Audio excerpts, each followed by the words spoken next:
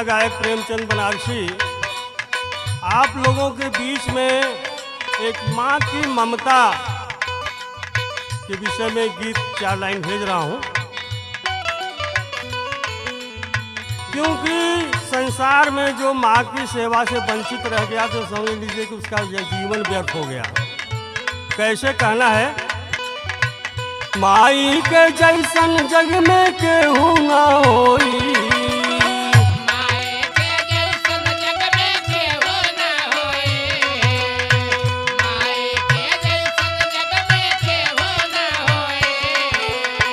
माई के जैसन जग में केहू ना होई, केहू के तनो दुलारी पर माई ना होई।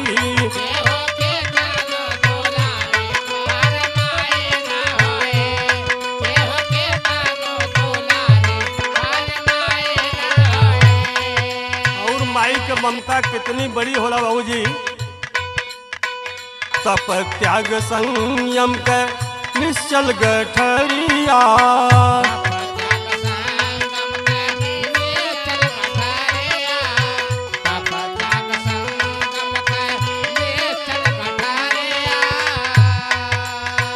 भूखा मत रखी है केहू के दिखे ना ठठरिया,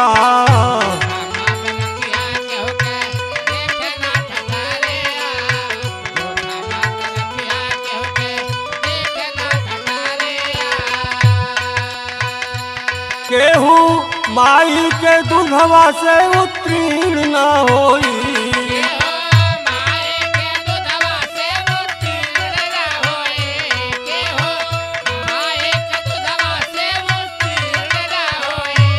केहू माई के दूधवा से उत्तीर्ण न होई, केहू के तनो दुलारी पर माई ना होई।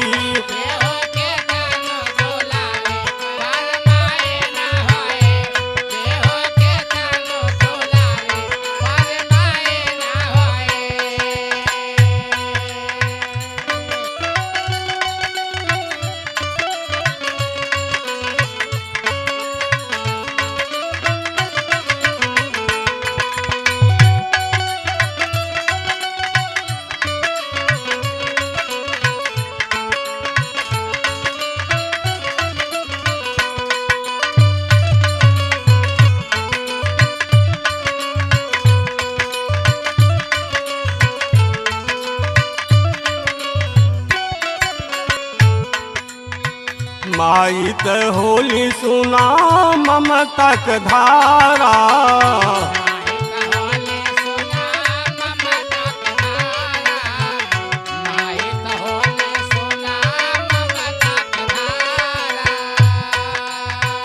नाही बाट जगवा में उनसे कुछ न्यारा,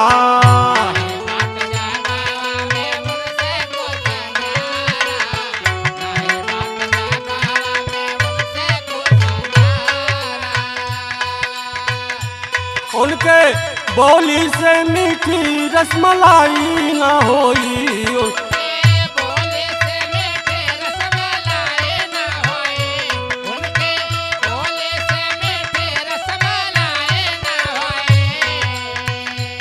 उनके बोली से मीठी रसमलाई ना होई, केहू के तनो दुलारी पर माई ना होई।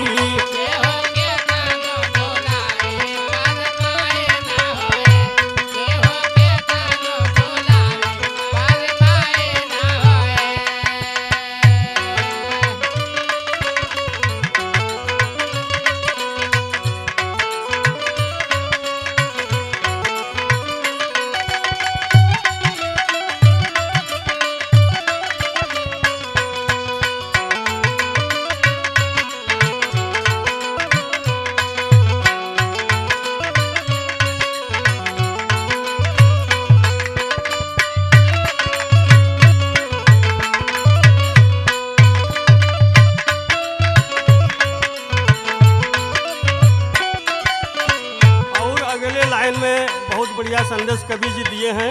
क्या बित्ता से नाप के मत दिया तू कफानावा,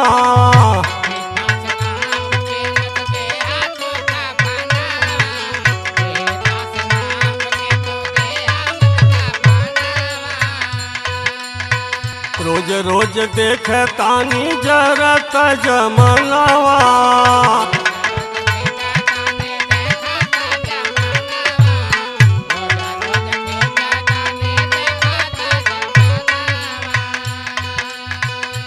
सुना माई के सतैबा सुनवाई न होई।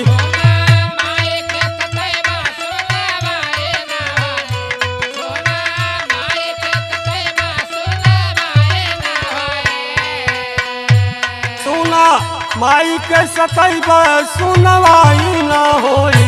केहू के तनो दुलारी पर माई न होई।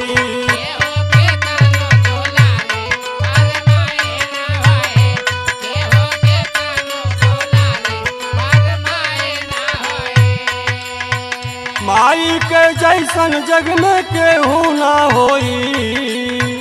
माई के जैसन जग में केहू न होई। केहू के तनो दुलारी पर माई